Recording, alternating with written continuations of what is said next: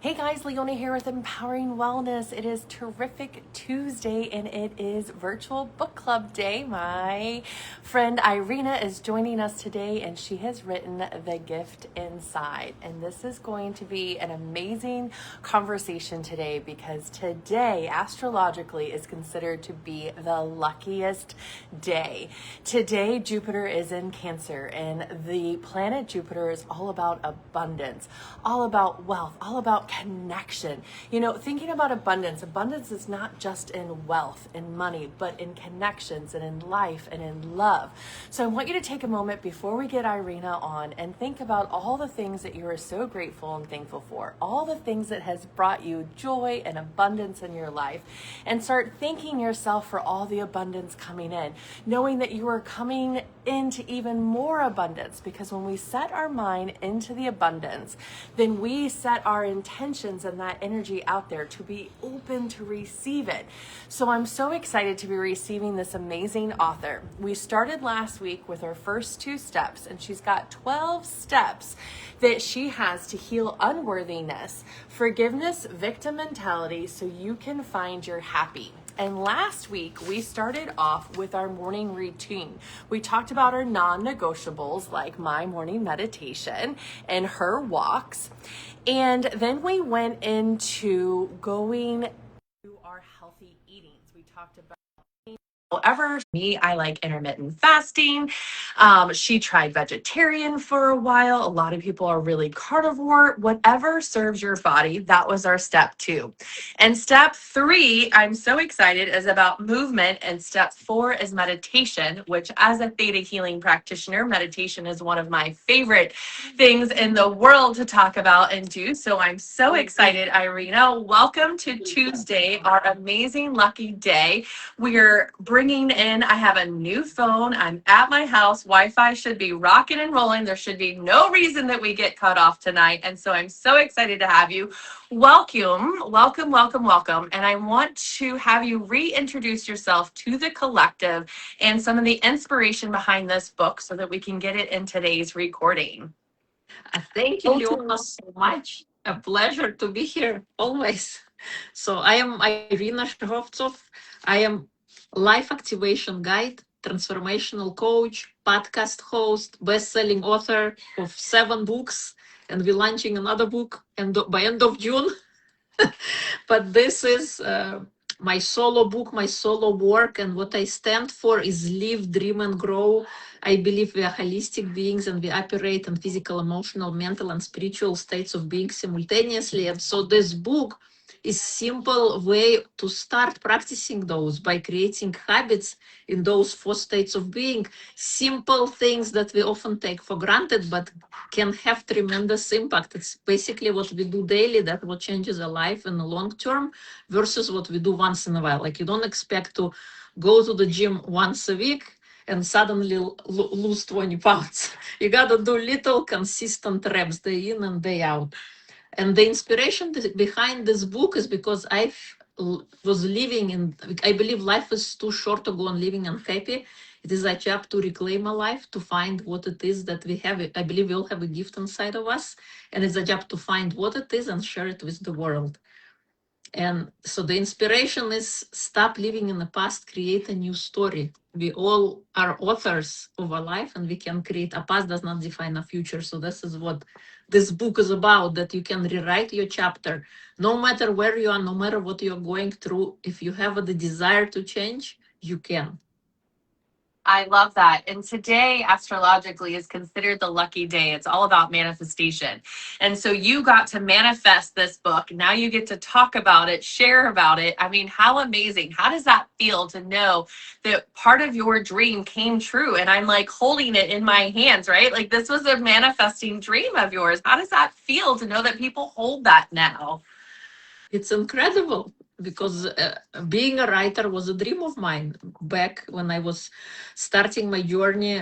During my morning routine, during my morning walks, I imagined what I wanted my life to be, and one of them was being a writer. And through the podcast that I host, Single Parent Success Stories, I got to become that writer. And at the time, I didn't know that podcast would open the door to so many opportunities, possibilities, and so many writing adventures that I'm still on today. So it's incredible to have something, I call it, first it was just a dream, just an idea, and now having it in hands, having it materialize, it's like unbelievable. It's like your babies. We have human babies, we have fur babies, we have Exactly. book You birthed babies. all these ideas. This is your baby. Like you birthed these ideas into life, your passion. I mean, that is incredible. Yes. Truly amazing. So, step 1 and 2. So, we know that you hit rock bottom. You fell to the ground in the train station where you were living. You said, something's got to change. I've got to have happiness. Life shouldn't have to be this struggle. So, you started with your first aligned action step, which was getting every morning through that threshold out the door on that walk. And then you realized how important it was to have that morning routine, that consistency. And then next came feeding your actual body, right? Feeding your soul, but your actual body as well, your physical body that had to be nourished. And so those are the first 2 steps that we talked about in your 12 steps. What are the next 2 steps that we're going to be talking about today? So next is movement, and movement is not necessarily going to the gym. I'm not a gym going person. It can be anything, and movement is not just about movement. Whenever you move your body is the best way to shift your energy, to shift your mood. If you're in a bad mood, if you feel stuck, if you feel depleted, if you even feel tired and you think, I cannot move a limb, just try. You will feel so much better. And I remember when you do go on occasion to a gym, let's say, or to some kind of exercise class, maybe you were going in depleted, but coming out, you feel energized, you feel uplifted because you engaged your body, you got endorphins are flowing, you feel like, oh, I can do more things. Right? It's like So that super one run, that power feel, right? Because you've got all those happy hormones going in, endorphins, right? But yeah. movement, you're right, is can be anything, right? Like I like to play music when I'm vacuuming and dancing and just moving through it, just something, right? Moving when you feel stuck. Movement is so key to get you going. So now I know you like to go on your walks. What is your favorite movement activity that you do today? Well, actually, for the month of June, I decided to do a challenge, a walking challenge, and it's 28 days. I'm on day 9 today, starting with June 1. To keep it interesting, it's a walking challenge. It's 6,000 steps. I started last week. This week's goal is 7,000 steps per day plus 2 uh, 7-minute workouts, and you can kind of space them out. Simple things. And it's like you don't have to be stuck on something. You can always pick it a month and pick something different. If you don't like the routine, like we say routine has this bad feeling, you don't have to do the same thing over again. Pick a different type of activity, different type of exercise. Could be swimming, could be Pilates. So this month I'm doing my walking challenge and I'm doing my routine. Another thing is I learned when I was going through coaching certification with Mind Valley, there is a 10x fitness method, and that one allows you to create workouts at home. It's 15 minutes each workout, 2 workouts, so 30 minutes per week, but they are targeting big muscle groups. They're really focused. So you get the stamina, you get the endurance, you have the definition, and you increase strength. So it's very kind of targeted, and you don't need to go to the gym. And I really loved it. And you can get like home equipment. And I do talk about it in the book and about this method as well. So different kind of movement can happen. Wherever, pick your movement and do it. And it doesn't have to be, decide what time of day you want to do it and spread it out. I know a lot of people say, oh, you need 10,000 steps, 12,000 steps, but pick what you feel comfortable with. And don't set like goal if you like a couch potato to, Yeah, to start move small. to move to 10,000 is too much because Yeah. maybe my goal will be 2,000, 10,000, but I started at 6,000. And now because I reached my last week's goals, I exceeded it, now moved to 7,000. So little by little incremental things that is much better than jumping or being inconsistent or skipping. In any habit formation, what is recommended, this is per Atomic Habits book. Uh, anytime you skip, don't skip more than 2 times per your sequence. Otherwise, it would be like starting over, and starting over is difficult. It Yes. was as if you never started. It's like starting from scratch. I always told my clients when I was really deep in personal training, it's the 21 days, right? The 3 weeks. You get through those first 3 weeks, those are the toughest. But once you get through that, it becomes like a routine. And I have my little home gym here myself. I've got my bands and my ball and my exercise, my little trampoline. And with my foot these days, I'm not trampolining, but I am using my bands and doing balance work and things like that. And so you meet your body where it's at. I think that's the most important thing, is meet your body where you're at, and then make small incremental goals that are realistic, right? You can't go from 0 to 1,000, right? Like, that's just not realistic. So I love that. Yes. And then challenging yourself with creating something fun, so it feels like a game, right? Your 28-day, walking challenge, you've got yourself a little game to play this summer. So I love that. That's right. Yeah. And in the movement chapter, I also talk a bit about sleep, because I think it's important, and rest and listening to your body. And I recommend I call it, there is a sleep time routine. We all talk about morning routine. There is also sleep time routine. And it's counting backwards. When do you want to wake up? And then counting how many hours you need to feel refreshed and sleep. Maybe some people are 5-hour people, and other people need to sleep 10, 12 hours. Who knows what your body type is. And counting backwards, and then setting your room up for sleep. So your body knows this is a room where I rest, where I don't work, I rest. So creating that, setting up, because then when you have that nice sleep routine, then your morning routine will happen on autopilot, because you have set up your day. Yes. Prepared. Yes, I tell my clients all the time, like, no TV right before bed, and definitely not the TV where you keep it on at night while you fall asleep, right? Like, that's the worst thing, right? I put my essential oils on, I put my music on, I put my waves of my sound machine, I rub my oils on my feet, I have my FaceTime routine. You have that. The kids have rituals. They go to bed. We have bedtime routines for a lot of kids, right? And it's like, why don't we have a bedtime routine for ourselves? We need that too. And it systematically helps our brain start shutting off. I go, you can't have the computer on and just hit power without closing out all of your stuff. That doesn't work effectively. So same with us, right? We start swiping stuff down a little bit by little bit, right? Face routine, feet routine, oil routine, music routine, whatever it is, deep breathing, gratitude, have your routine and your steps. That's such a good point, because we need to systematically shut down so that we can then be able to be fully and rest and digest when we sleep. I love that. So yeah, movement and rest, that has to be together to create that balance. Yeah. Yeah. Amazing. You create your own routine. I'm just simply suggesting things to think about when you're creating your life. Love that, right? It's all a suggestion. What feels good for you, what works for you might not work for other people, right? So you got to find what works for you. That's right. Yes. I love it. And then our next step after movement. After movement, we step into meditation. And meditation, I call the inner shower of the mind. We all take a shower. We want to smell good, feel refreshed. But what about right here? Who is doing some brainwashing right here? Leaving worries of yesterday and behind, and starting your day fresh. And another thing why meditation is good, it allows us to slow down enough and to listen our inner wisdom, our inner guidance. And meditation is not abandonment of thoughts. It's letting the thoughts float by, imagining as if they're clouds, and not latching onto them, but letting them pass and observe them as an observer. And if we are not meditating yet, and it's like, what are you talking about?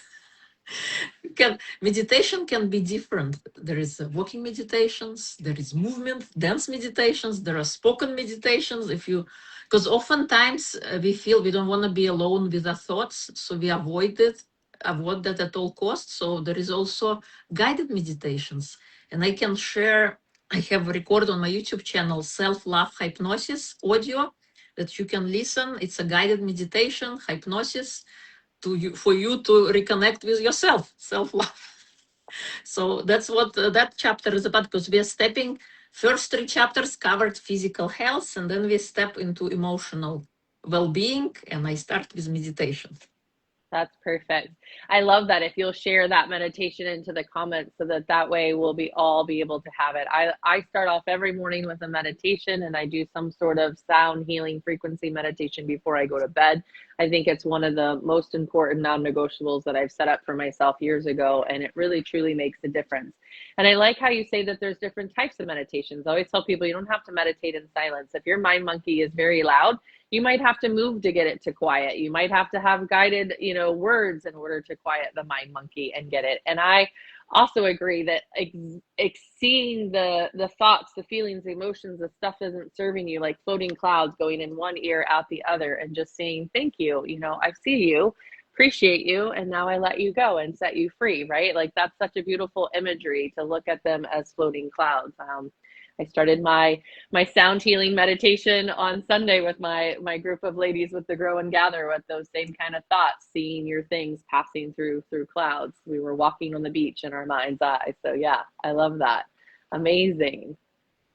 So now that we're getting into the emotions, into the brains, what else do you want to share with the collective for tonight?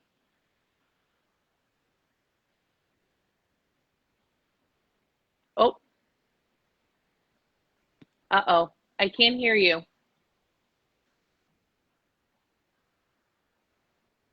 I heard you until now.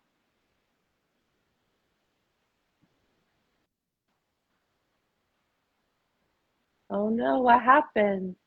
Did you get a call? Put earbuds in. If you get earbuds, they will help. I had a phone call come in and it disrupted the sound. And sometimes when someone calls you, the audio will go away. If you put earbuds in, you'll be able to hear me again, and I might be able to hear you. Oh, or we'll try to come back on. Let's see if she can come back on. I love technology. We're becoming friends with technology. We're going to invite her back on and see if we can get rocking and rolling. I love going live because the energy, you just never know what's going to get. But yes, life happens. My do not disturb ends at 7, and sometimes some people call and I ignore, and I put my earbuds in, and we got back on track. So let's send a request and have her join back on, and let's see if we can do it. So let's try now. Can you hear me? Yes, I can. And I can hear you. Yay! Good job, us. We are lucky today. It is working. Yes. Oh, I love it. This is why I love live. The energy of live. You never know what you're going to get. The excitement of it all. Yeah. So now that we're deep diving into meditation, we're quieting the mind monkey, we're looking at thoughts floating by like clouds. What is a way that people that maybe have been practicing for a while, what's one of the ways that they can really deepen their meditation practice? Maybe try something different, but it's also becoming present. Life is so fast-paced, and I do talk about it in chapter 6, being present is one of the habits. And another thing I talk about in meditation chapter also on forgiveness and gratitude. Forgiveness is like carrying heavy bricks when you don't forgive, when you're bringing your garbage from yesterday into today. So recommendation is practice forgiveness daily. Wherever, if you had an argument, if you had something that didn't go right, let it go, leave it yesterday. Start today fresh, start today as new. Especially, or if something happened in the past that didn't go your way, it's easier to let things go. There was how you call it, professor made an experiment. There is a student, he was asked a student to hold a brick for 5 minutes. And of course, maybe a little bit tension happened in the arms, but nothing else. Then the professor asked the student to hold the brick for a couple of hours. Already he felt more tension in his body. He didn't feel connected anymore. And almost, how you call it, the brick is heavy. And finally, imagine holding a brick for a whole day. What happens to your body when that happens? You're probably gonna collapse by the end of the day because of the heaviness of that brick. It was there for so long. You probably will drop the brick and you will not be able to continue.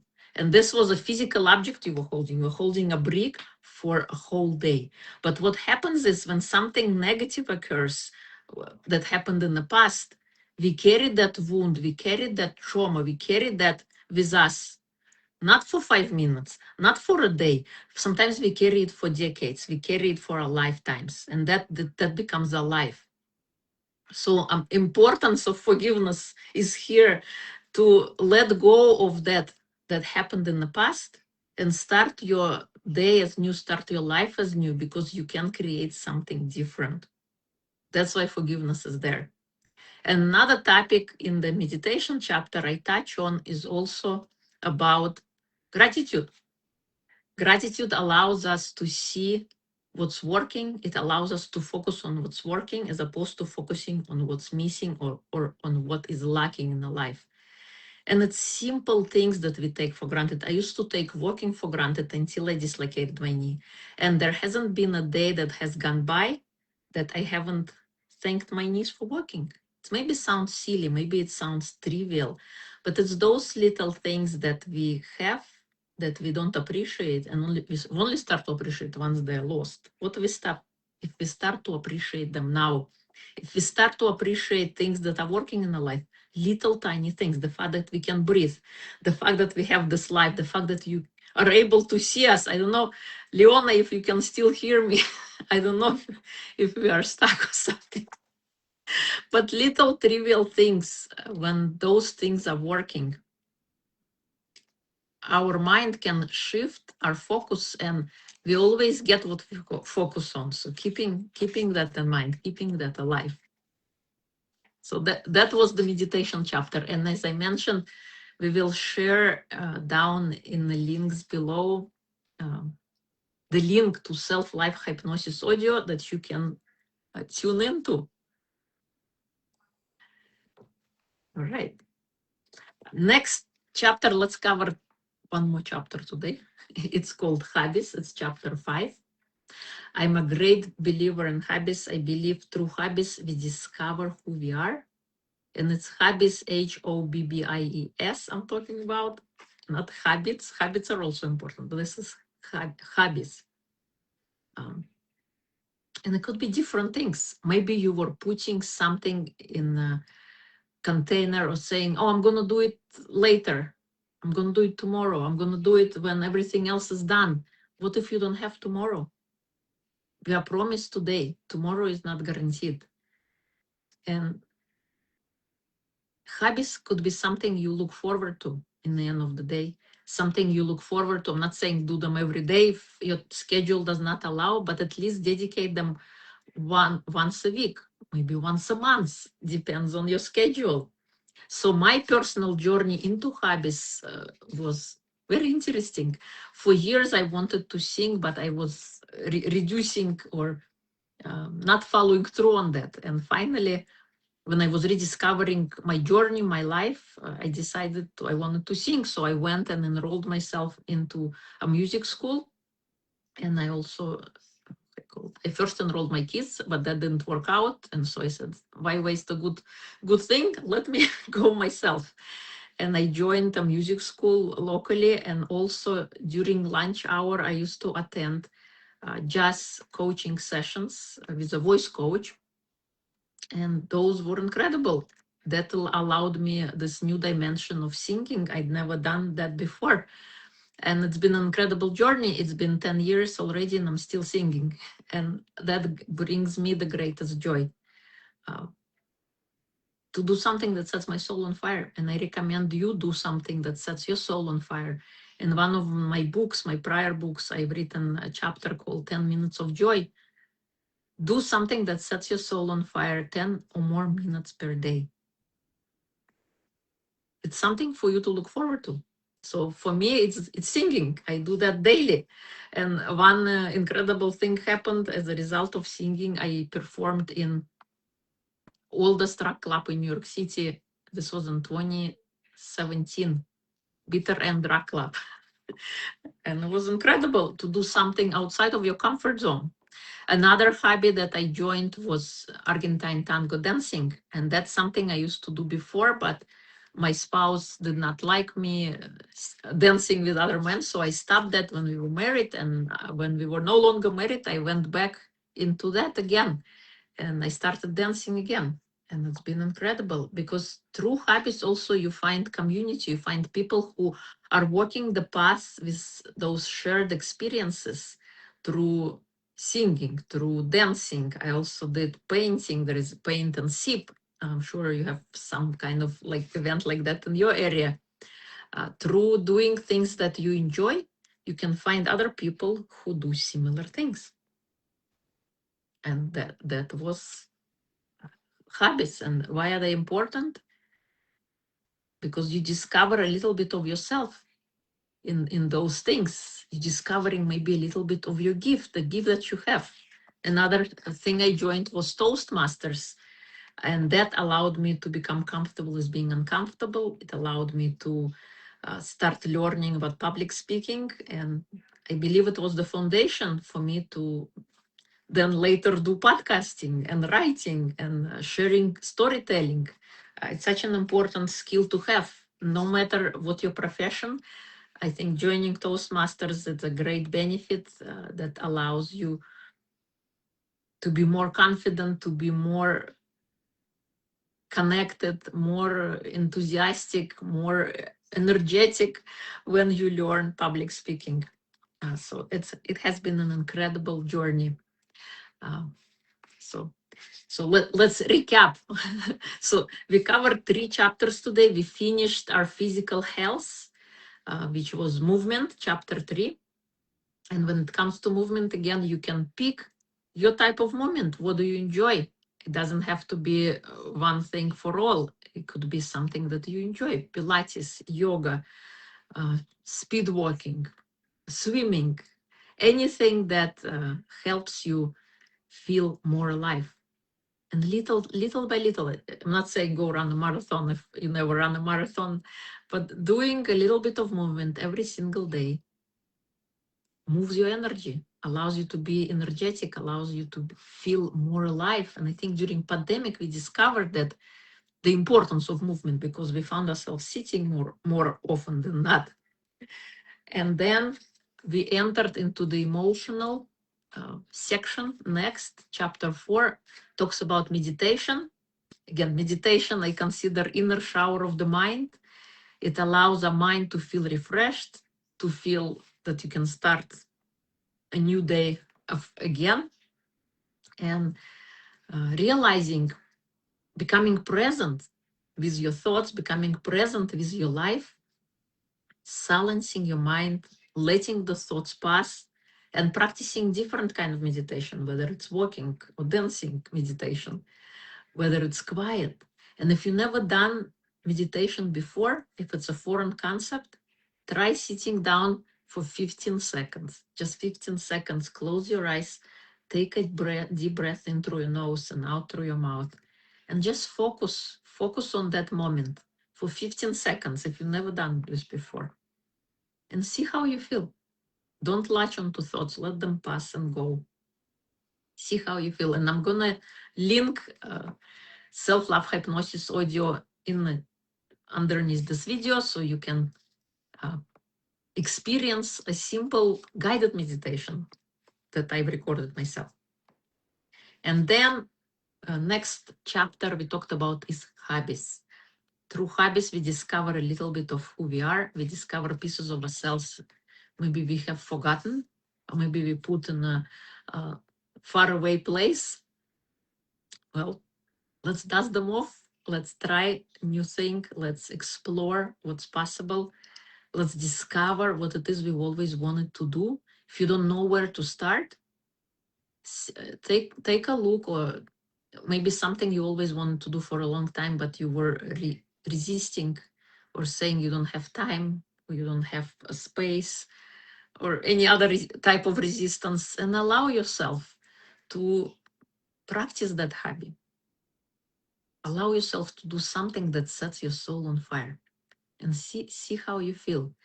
My idea and hope for this book and for those little habits that we get to practice, so that you can become alive, that you can discover who you are on the inside, outside of your labels. Because oftentimes we wear so many hats throughout our life, and oftentimes we forget who we are on the inside, outside of that, those identity pieces, or outside of the masks that we wear.